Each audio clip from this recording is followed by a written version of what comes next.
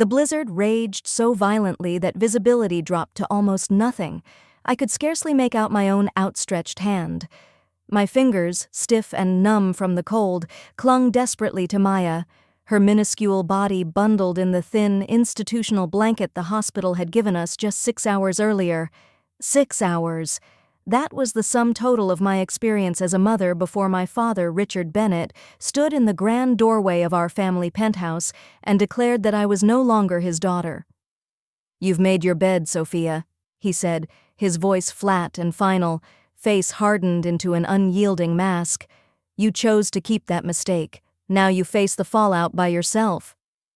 I collapsed to my knees on the gleaming marble foyer, cradling my newborn daughter, and actually begged my own father not to cast us out into the merciless December storm. Tears froze on my cheeks as I pleaded, but he had already turned away. Without another glance, he walked back toward the living room, where Vanessa's bright, mocking laughter echoed like shards of glass. My half-sister, the flawless golden child who could never do wrong, had spent months planting seeds of resentment in his mind. That freezing night happened 3 years ago. Today I stand once more in that same penthouse, but the space feels utterly transformed. I'm dressed in a sleek Valentino power suit that costs more than my father's monthly mortgage payment on this very property. My hair is swept into a flawless, professional chignon. My black Louboutins strike the marble floor with sharp, confident clicks that announce my presence before I even speak. Maya is enrolled at one of Tribeca's most exclusive preschools. She's thriving, bright, healthy, full of laughter, and blissfully unaware that the grandfather who once rejected her very existence has spent the past 6 weeks trying desperately to reach me. I ignore Richard, who sits hunched on the cream-colored sofa, looking far smaller and older than the imposing figure I remember, and focus instead on the lawyer standing beside the ornate fireplace. Margaret Chen has been my grandmother's trusted attorney for 4 full decades. 18 months earlier, she located me in a cramped Queens studio apartment where I was juggling 3 exhausting jobs just to keep formula, diapers, and rent paid. "Miss Bennett," Margaret begins, her tone precise and unflinching, "as I have already detailed to your father, Catherine's will is crystal clear and ironclad. The entire estate, including controlling shares of Bennett Industries, the vast real estate portfolio, and all liquid holdings, passes directly to you. Current estimated value, roughly $3.6 billion. I watched the color drain completely from my father's face. He still couldn't accept it. Despite weeks of correspondence, meetings, and legal teams descending like polished predators, he clung to the delusion that he could challenge the document, claim his mother had been mentally unfit in her final years, insist I had somehow coerced or manipulated her. But the reality is brutally simple, and for him, devastating. Catherine Bennett had single-handedly resurrected the family empire after her husband's sudden death. Over decades, she watched her only son morph into someone unrecognizable, a man who married an ambitious social climber, favored a stepdaughter who absorbed every one of her mother's toxic traits, and then, on a brutal winter night, expelled his own pregnant daughter and newborn granddaughter into a raging snowstorm. "That's impossible," Richard finally manages, voice hoarse and breaking. "Mother would never disinherit me. The company, the buildings, the fortune, it was all supposed to come to me." "Your mother amended her will 14 months before her passing," Margaret replies calmly, producing the document. Her capacity was confirmed by 3 independent psychiatric evaluations. No room for doubt. She also composed a personal letter, which I am authorized to read aloud upon request. "Read it," I say immediately, cutting off any protest he might make. I need him to hear every word. Margaret adjusts her glasses and begins in a measured, deliberate voice. "Richard, if you are listening to this, I have left this world, and you are finally confronting truths I should have spoken years earlier. You revealed yourself as a coward and a complete failure as a father. When Sophia arrived at the hospital cradling my great-granddaughter, I saw more real courage in that young woman than I ever witnessed in you. She asked for nothing, not even mentioning that you had thrown her and the baby out into the cold. She simply wanted me to meet Maya. But I had long known the man you became after your father died, weak-willed, easily swayed by flattery and manipulation, capable of a cold cruelty that sickens me.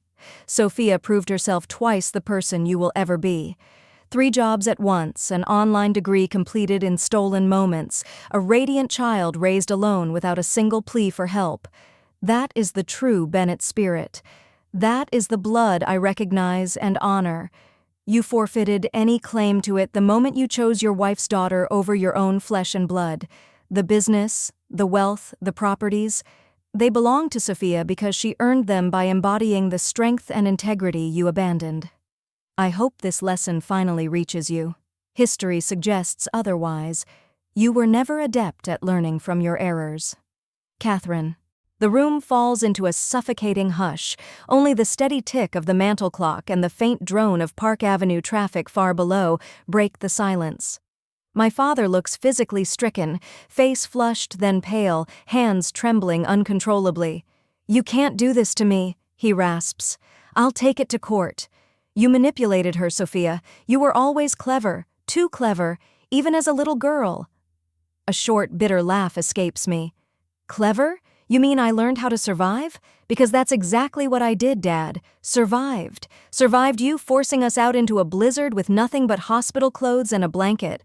Survived 2 weeks in a crowded women's shelter until I could scrape together first month's rent and a deposit. Survived pulling graveyard shifts at a 24-hour diner while my newborn nursed between tables. Survived it all, and never once reached out to you for a dime. You insisted on keeping that child despite my clear warning." He spits, rising to his feet now. "You knew it would destroy your future, tarnish the family name forever. I kept her because she is my daughter." My voice is sharp, jagged like broken glass. "Because unlike you, I actually understand what it means to be a parent." Margaret explains coolly that he legally surrendered parental rights the night he endangered us. Charges of abandonment and child endangerment could still be pursued. My choice not to file them was mercy far beyond what he deserved. When I finally turn to leave, heels echoing sharply, he makes no attempt to stop me. Margaret accompanies me to the elevator. "That went reasonably well, under the circumstances," she remarks with dry understatement. "Did it?" I lean against the mirrored wall as the doors close. The surge of adrenaline ebbs, leaving my hands shaking. I thought winning would feel victorious. Instead, I just feel drained. "It's a common reaction," she says gently. "You've carried an enormous burden, Sophia. What you've built in 3 years is nothing short of extraordinary. Most would have crumbled." "I couldn't crumble. I had Maya." A pause. "And now I have an empire to steward." Margaret nods. "Your grandmother created something remarkable. She entrusted it to you because she believed you would carry it forward with purpose. The real question is, what will you do with that trust?" That question had haunted my nights ever since Margaret appeared at my bookkeeping job to deliver the news of Catherine's death. I wept for 3 days straight in our tiny apartment, Maya sleeping beside me, grieving the woman who had seen us when no one else did. Then grief turned to resolve. I'm founding the Catherine Bennett Foundation for Young Mothers, safe housing, on-site childcare, educational support, job training, every resource I had to fight desperately to obtain on my own. Margaret's smile is warm and genuine. "Your grandmother always said your heart was the strongest part of you. That's precisely why she chose you." The following months blur together, intense board meetings, press conferences, courtroom battles. My father contests the will, just as expected, and loses spectacularly. Every safeguard Catherine installed holds firm. The case is dismissed with prejudice. Vanessa returns from Paris the moment her credit cards are declined. She storms into my office at Bennett Industries, brushing past my assistant. "This is ridiculous," she snaps, standing before my desk in a dress worth thousands. "You can't just steal what's ours." I don't even glance up from the contract I'm reviewing. "I didn't steal. Grandmother gave what was hers to give. No appointment? Then leave." "You always acted superior," she sneers. "Got yourself pregnant by some nobody and suddenly you're a saint." I lift my eyes slowly. Something in my gaze makes her step back. "His name was Marcus. He died in a crash 3 weeks after I told him I was pregnant.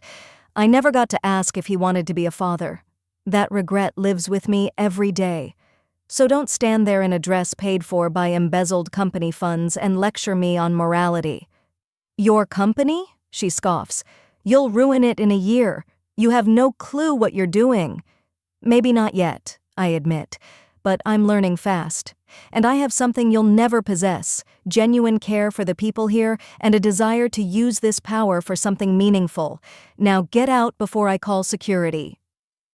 The foundation launches its first Bronx residence 6 months after Catherine's death.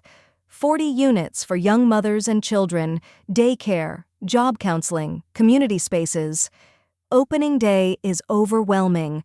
Tears, laughter, fragile hope.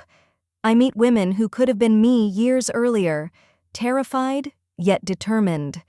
I hold their babies and promise they won't fight alone anymore. Media attention explodes. The story spreads. Disowned single mother rises to billionaire CEO, channels fortune into compassion. I repeat my history in interview after interview, hoping one desperate listener finds the strength to seek help. My father calls one evening. I saw you on the news, the foundation. It's remarkable. It matters deeply to me, I reply carefully, gazing out over Manhattan from my office. A long pause. Sophia, I was wrong. About everything. I let Carol and Vanessa poison my judgment. I made choices I can never undo, but I want to try, if you'll allow it. I want to know my granddaughter. I let silence hang. Part of me wants to believe in change. The survivor in me remembers the cold. Where's Vanessa now? Rehab. The money stopped. She unraveled. Carol and I are separated. Turns out our marriage rested mostly on status. I'm sorry, I say honestly. Are you? I take no joy in pain, but I'm not the girl you discarded. I've released the anger. It was killing me slowly. That doesn't mean the door is wide open. You wounded us deeply. That doesn't vanish with late regret. I understand. Could we start small? Coffee? Just talk? I think of Maya's innocent questions about grandfathers, of Catherine's letter branding him coward, yet leaving him a symbolic board seat, a final thread of hope. One coffee, I concede, no more promised. Maya stays off limits until you prove yourself worthy. We meet in a quiet village cafe the following week. He looks diminished, coat hanging loose. You've lost weight, I observe. Sleep and appetite disappear when you realize you threw away the two people who mattered most. We talk cautiously. He shares stories of Catherine's early battles building the company, tales I never knew. For a moment, I see traces of the father who once taught me to ride a bike, but I leave without promising more. Time passes. The foundation grows rapidly, new locations, education programs, job placement with stunning success rates. Bennett Industries pivots toward sustainability, stock rises steadily. My father keeps showing up, volunteering, attending events from afar under strict rules. Slowly, boundaries soften. When Maya turns 11, I tell her the full truth. Marcus, the eviction, the struggle, Richard's identity, my caution. She listens solemnly. Does he love me? Yes, I answer without doubt. He does. She decides to keep calling him Mr. Bennett. Grandfather feels strange. Years unfold. Maya grows into a compassionate, driven young woman dreaming of law to help families like those we serve. The foundation reaches thousands. Bennett Industries becomes an ethical model. My relationship with my father remains complex. Never fully restored, but no longer defined only by betrayal. At the Foundation's 10th anniversary gala, I share the story once more from the stage. In the front row, Maya, Eleanor, my father, all standing, all in tears. Backstage, he approaches. Catherine would be so proud. I'm proud too. Looking at this changed, flawed man, I feel the last weight lift. I forgive you, I say. The words surprise us both. Not because you've earned every bit of it, nor because I forget, but because I choose peace. I choose to stop carrying the past. Lost years stay lost. Perhaps the present can be enough. He weeps. This time I take his hand. That night Maya, now 13, asks from bed, "Are you happy, Mom?" "Yes, baby, I really am." After betrayal, cold, poverty, relentless fight, I am happy. Not despite it all, but in a hard, forged way because of it. I am Sophia Bennett, CEO, founder, mother, survivor. Thrust into a storm with nothing, I chose not just to survive, but to thrive, and to lift others with me. That is the sweetest victory of all.